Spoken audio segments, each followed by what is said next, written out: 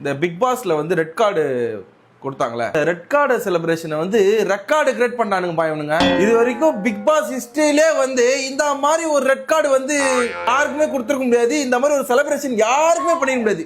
குதிக்கிறானுங்கப்பா, கத்துறானுங்கப்பா, ஏதோ India world cup match ஜெயிச்சா மாதிரி, ஐபிஎல்ல சிஎஸ்கே மேட்ச் ஜெயிச்சா மாதிரி அவன் வீட்டு உள்ள அப்படியே குடும்பமா கொண்டாடுறாங்கப்பா.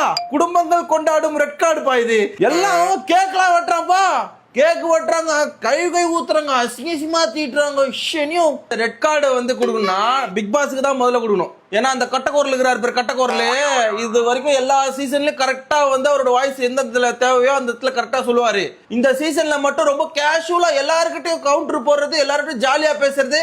அவனு என்ன பண்ணானுங்க, பிக் பாஸ் தானே அப்படியே ஜாலியா ரூல்ஸை பிரேக் பண்ணி பயங்கரமான விஷயம் பண்ண ஆரம்பிச்சிட்டானுங்க. என் கார்ல அந்த மாதிரி போட்டு இப்படி தள்ளுறாங்க. இந்த மாதிரி ஒரு விஷயம் நடக்குது. பிக் பாஸ் என்ன பண்ணியிருந்தா போல கோயந்த கபருதீன் பாரு, நீங்க பண்றது ரொம்ப வன்முறையா இருக்கு, இந்த மாதிரி நீங்க பண்ணக்கூடாது அப்படி சொல்ல வேண்டியதானே கட்டக்குரல். இவரே எதுவுமே சொல்ல, எல்லாத்தையும் இவரு பார்த்துதான் இருக்காரு. மத்த எல்லாத்துக்கும் குரல் கொடுப்பாராம், கவுண்டர் அடிப்பாராம். இதுக்கெல்லாம் வந்து எதுவும் பேச மாட்டாரு. எல்லாமே ஒரு டிஆர்பி தான், டிஆர்பிபி தான் இந்த பிக் பாஸ்.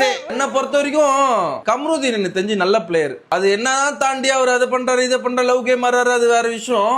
அவரை பார்க்கும்போது ரொம்ப வருத்தமா இருந்தது. நம்ம புள்ளிங்க அப்படி கிடையாதுப்பா. இந்த ரீல்ஸ்ல ரெட் கார்டு குத்த உடனே எப்பா நான் மாதிரி ஆட்டோன்ற ஒரு பொண்ணுலாம் பாக்குற 3 வீடியோ போட்டு தொடர்ந்து அவ்வளோ வெறி, அவ்வளோ வன்மம் கக்குறாங்க. இந்த குடி பழக்கம், இந்த போதை பழக்கம், இதுல இருந்தெல்லாம் வெளியில வந்துடலாம். ஆனா இந்த லவ், இந்த பொண்ணுங்க சவகாசம் இதெல்லாம் மாட்டிக்கினே முஞ்சே போச்சு.